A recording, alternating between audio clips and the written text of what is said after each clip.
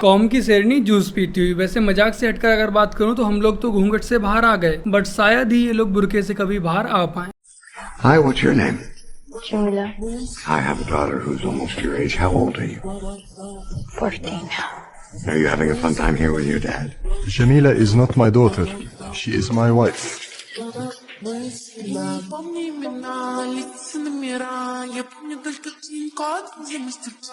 तो राम राम मेरे प्यारे भाई बहनों, क्या हालचाल, मजा में एक बार फिर से आप सबका स्वागत है अपने चैनल द पैट्रियट ऑफिशियल में। और मैं आपका भाई दुर्गेश लेकर आ चुका हूँ एक और नई वीडियो। एक वीडियो भी काफी वायरल हो रही है और होनी भी चाहिए, बट उसका पूरा आनंद लेने के लिए आपको एक बार कांग्रेस के नेता पी चिदम्बरम की इस क्लिप को पूरा देखना चाहिए।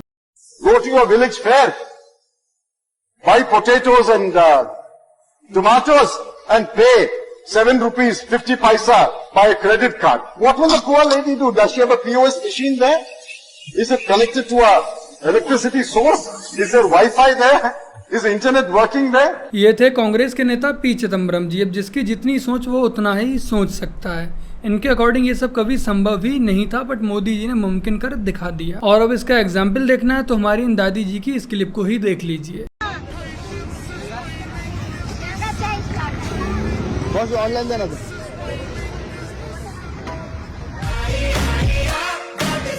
दादी की इस क्लिप को आप लोग पी चिदम्बरम तक अवश्य पहुंचा दीजिएगा, चाहे उन्हें ट्विटर पर टैग कर दीजिएगा।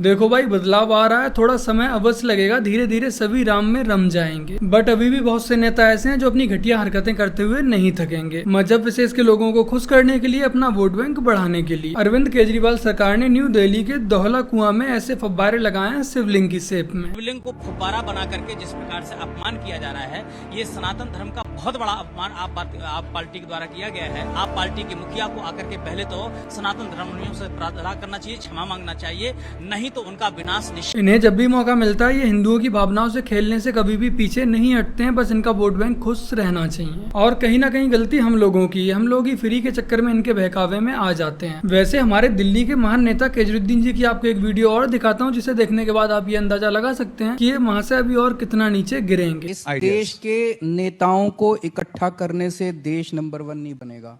130 करोड़ लोगों को अलायंस करने से देश नंबर 1 बनेगा। मैं किसी के भी खिलाफ नहीं हूं, लेकिन ये जोड़ तोड़ की राजनीति, ये अलायंस, ये सब मेरे को समझ नहीं आते। ये राजनीति उनके जिम्मे। स्कूल बनवाने हो तो मेरे को बुला लो, अस्पताल बनवाने हो तो मेरे को बुला लो, सड़कें बनवानी हो, बिजली ठीक करानी हो, किसी की बिजली खराब हो गई मेरे को बुला लो, मैं ठीक कर दूंगा, IIT का इंजीनियर हूँ।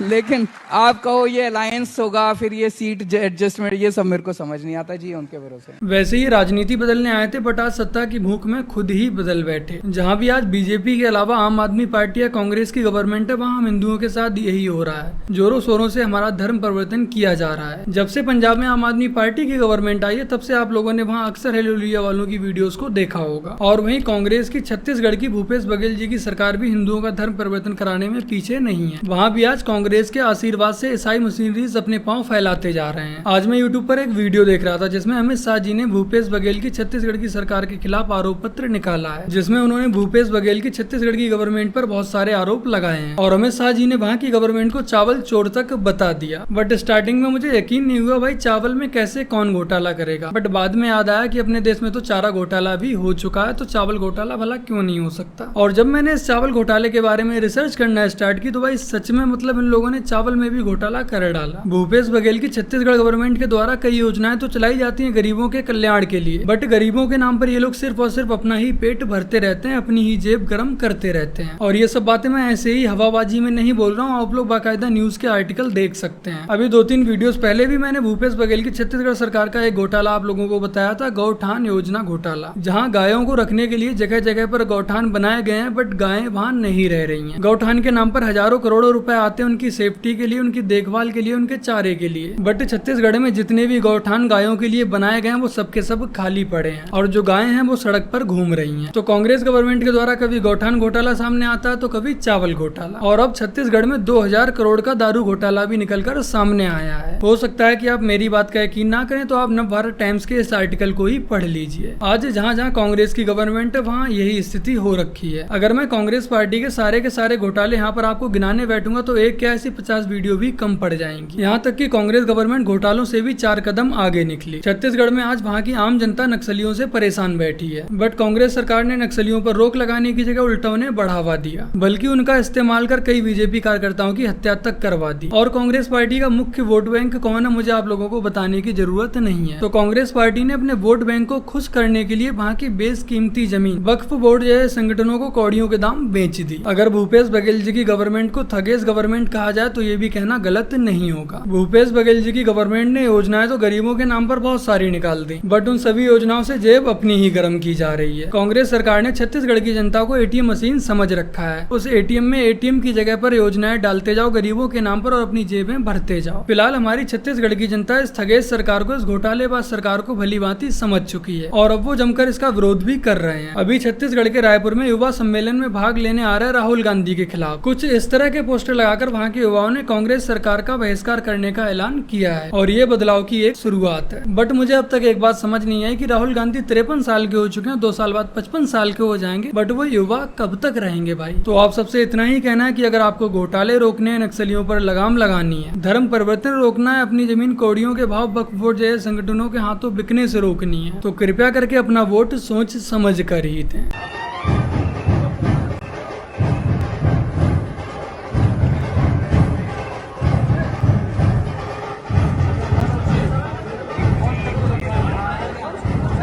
यही हकीकत है मुमताज वानों की। चादर तो बहुत शौक से चढ़ाएंगी, नमाज भी बहुत शौक से पढ़ेंगी, बट जब बात आएगी तिलक लगाने की तो साफ मना कर देंगी। हिंदू धर्म नाम की कोई धर्म है ही नहीं। हिंदू धर्म केवल धोखा है।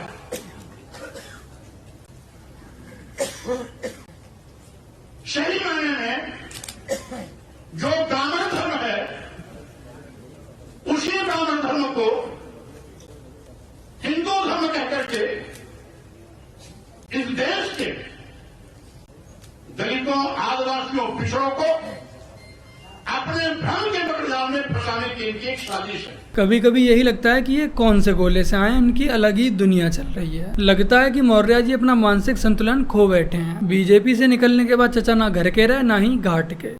मेरे भाई ने तलाकशुदा औरत से शादी की। इस औरत को पहले वाले शौहर से एक बेटी है। इससे मेरी शादी हो सकती है? जी हो सकती है। अभी से निकल लगी है क्योंकि वो आपकी सगी भतीजी नहीं है।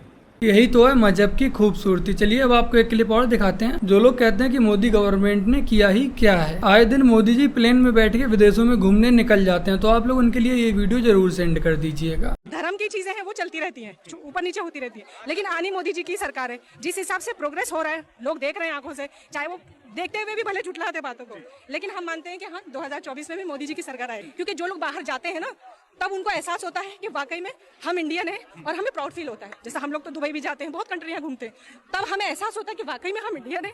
जो हमें यहाँ भी चीजें मिलती है वो हमें कहीं नहीं मिलेगी। और ये सोच सिर्फ एक मुस्लिम बहन की नहीं, न जाने कितनी मुस्लिम बहनों की यही सोच है, बट मजहब विशेष के द्वारा दबा दी जाती है। और हाँ, आज की वीडियो में कमेंट सेक्शन का वर्ड है जहाँ कांग्रेस वहाँ घोटाला। तो बस मेरे प्यारे भाई बहनों, आज की अपनी इस वीडियो में इतना ही। वीडियो को लाइक, शेयर, कमेंट और अपने इस चैनल को सब्सक्राइब याद से कर लीजिएगा। अगर आप लोगों ने मुझे अब तक ट्विटर पे फॉलो नहीं किया तो लिंक आपको पिन कमेंट व डिस्क्रिप्शन में मिल जाएगा। चलिए मिलते हैं एक और नई वीडियो के साथ, तब तक के लिए जय हिंद, वंदे मातरम, जय Shri Ram. Prime Minister Sri Narendra Modi, we owe you a debt of gratitude. When the world locked its borders and globalization failed, you showed the world that globalization can still succeed and there is still love when the hardest of times hit us. When the world could not find vaccine and you faced the challenge of the COVID-19 pandemic, You showed the world what real love and hope is when you shared vaccine with the rest of the world. I stand here very proud of your work, very proud of your love, and very proud of your demonstration of what real love and hope should look like.